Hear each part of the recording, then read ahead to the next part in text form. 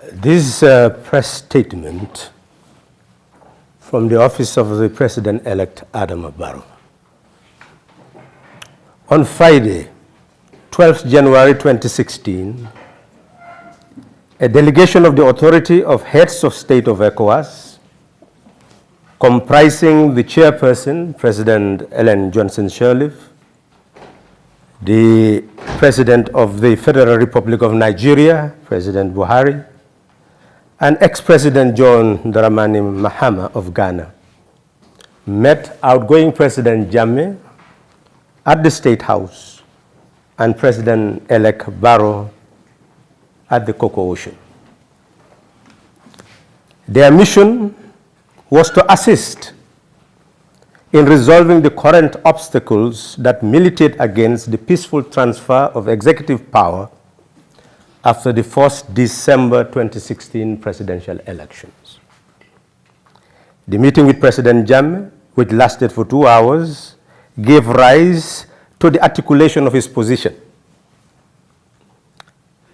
After highlighting what he considered to be numerous irregularities that emerged in the 1st December 2016 presidential elections, as announced by the IEC chairman in 2 separate sets of results, he reaffirmed his commitment to a peaceful resolution of the impasse in accordance with the Constitution of the Gambia through the courts and called for a return to the polls. On their part, the delegation declared that they are here to find a peaceful solution to the impasse arising out of the rejection of the election results and reiterated their willingness to assist the 2 sides to come to an agreement based on the Gambian Constitution. The mediators met President-Elect Adama Barrow and 2 commissioners of the Independent Electoral Commission. President-elect Barrow, on his part, maintained that the casting and counting of votes were monitored by all the stakeholders and all the participants knew the results before they were announced. He indicated that the proper authority has declared him a winner, and the Constitution has made it clear that he should take oath and assume office on the day the term of office of the President Jammeh expires.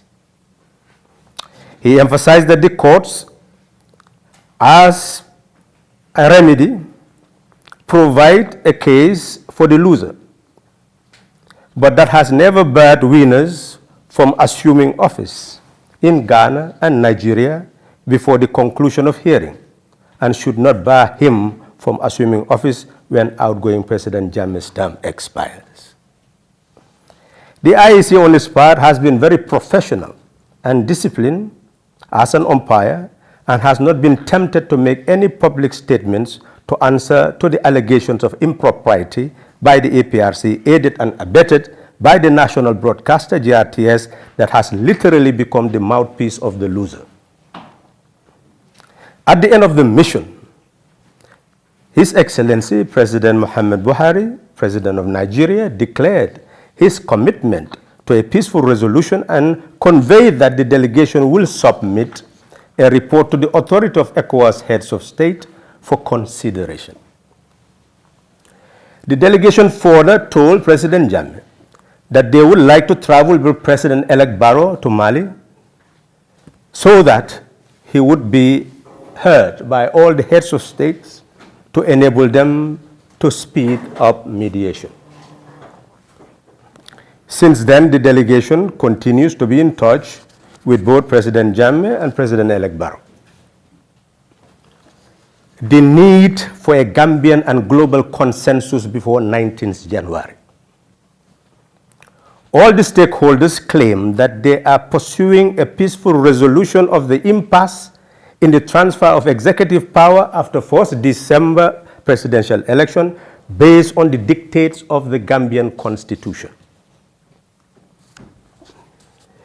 There is need to build a consensus on what is proper, reasonable, and justifiable in terms of the transfer of executive power after an election under the Gambian Constitution. The consensus being propagated by the Office of President-Elect Barrow is clear.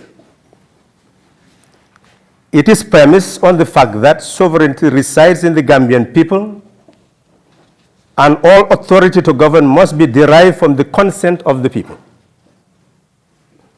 This is why Section 41 empowers the IEC to conduct elections.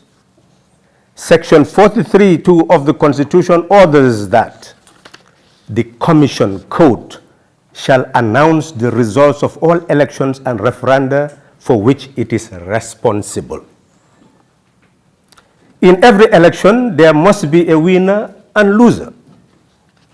The Constitution gives rights to both losers and winners in an election contest. The right of the winner in a presidential election. Once declared elected as president by the IEC, the winner has the right to assume office. This is stipulated by Section 63, subsection 2 of the Constitution, which states, the person declared elected as president shall take the prescribed oaths and assume office on the day the term of office of the incumbent president expires. Explicit. This is in line with 2006 amendment of the Constitution, Act number 9 of 2006. President-Elect Barrow, who is declared the winner of the 1st December polls, should therefore assume office when incumbent President Jammeh's term expires. That is the language of the Gambian Constitution, which is incontrovertible. Suffice it to say, Section 63, subsection 1 has indicated when the term of an elected president should expire. It states the term of office of an elected president shall, subject to subsection 3 and 6, be for a term of 5 years. Hence, the President Jammeh, who assumed office in January 2012, cannot be in office after 18 January 2017. That would be unconstitutional. Secondly, he is not declared a winner by the IEC after the 1st December polls. Hence, he cannot be sworn in as president. Thirdly, the office of president cannot be kept vacant. Hence, the only development that is proper, reasonable, and justifiable under the Constitution is for the person declared elected to assume office. The right of the loser. Section 49 of the Constitution provides the loser with the right to file election petition. It states under Section 49, any registered political party which has participated in the presidential election may apply to the Supreme Court to determine the validity of the election of a president by filing a petition within 10 days of the declaration of the result of the election. The loser has the right to go to court, and the loser has gone to court. The inadequacy of the composition of the court and the lack of proof of service has led to an adjournment to May or November 2017.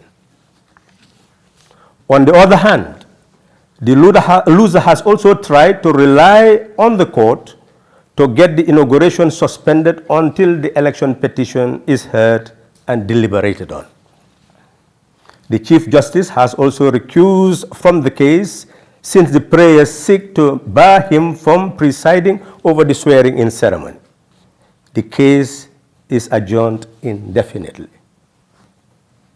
Now we are confronted with the situation of a countdown to the expiration of the term of office of the incumbent.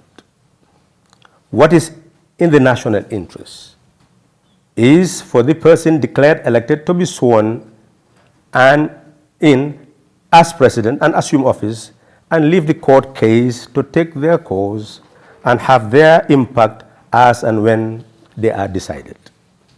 This is the dictate of the law, dictate of reason, and it is irrefutable. Clearing doubts on the results of the 1st December polls. The Office of President-Elect wishes to be known that it was invited by the IEC for explanation on the issuing of 2 results after the 1st December polls, and it is not perturbed by the explanation given, which ought to be shared for the sake of clarity. The IEC explained that the error that led to two different results was caused by Excel shift error. In short, the tabulation of all the results, excluding Basse administrative area, was correct and stood as follows. Total results excluding Basse, Adama Barrow, 199,606 votes. Yahya Jammeh, 183,997 votes. Mama Kande, 78,479 votes. The IEC indicated that the total votes cast in the Basse administrative area was 63,909, and it was distributed as follows. Adama Barrow, 28,102, Yahya Jammeh, 24,490, Mama Kande, 11,289. Hence, if this figure was added properly to the votes of the candidates, the total results, including Basse, would be as follows. Adama Barrow, 227,708, Yahya Jammeh, 208,487, Mama Kande, 89,768. According to the IEC, there was Excel shift error, which took the total figure for Basse administrative area in the column belonging to Adama Barrow. The total vote for Adama Barrow for Basse administrative area moved to Yahya Jammeh's column. And the total vote for Yahya Jammeh in the Basse administrative area moved to Mama Kande's column. This gave the total vote due to the error as follows. Adama Barrow, 263,515. Yahya Jammeh, 212,099. And Mama Kande, 102,969. So it is very clear that this matter had to be taken based on good faith that the IEC made an error. This is how matters stand for the coalition. The incumbent is free to have doubt and go to the courts to clear its doubt, but not to use the national media for propaganda when the court has not made any pronouncement on its case. 19 January is a historic day in the national calendar that is fast approaching. The nation is in readiness for the first peaceful transfer of executive power in its history since independence. Our homeland is waiting to be united in diversity. It is waiting to breathe new life to our spirit of nationhood and our sense of belonging as a people, despite our ethno-linguistic origin, religion, or gender, to the Gambian nation. Our people are determined to build one nation, one country, one people, one Gambia. We have the opportunity to give Gambia a new start, a democratic start, or throw the country another generation behind its point of departure. All Gambians have to make a choice today or tomorrow. We could suspend the decision, but must be made. A peaceful transfer of executive power is a win-win situation. The ex-president would occupy the office of ex-president with all its rights and privileges as ex-president Jawara. The National Assembly, judiciary, police, military, civil service, etc. will remain, and reforms will be conducted to make them people-centered and in service delivery and serve the nation better. On the other hand, if there is a change by force, everything is torn asunder, and everything will be redone to put the pieces together. The road to certainty and uncertainty is before each Gambian.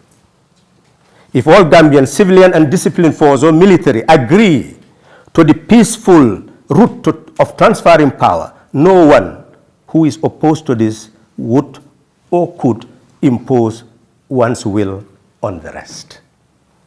The peace and development of the country is in our sovereign hands. The Gambian people have no other homeland except the Gambia. We need to build a Gambia that is fit for all of us to live in, a Gambia that we will be proud to bequeath to our children and children's children, is what we are challenged to commence building on the 19th of January 2017.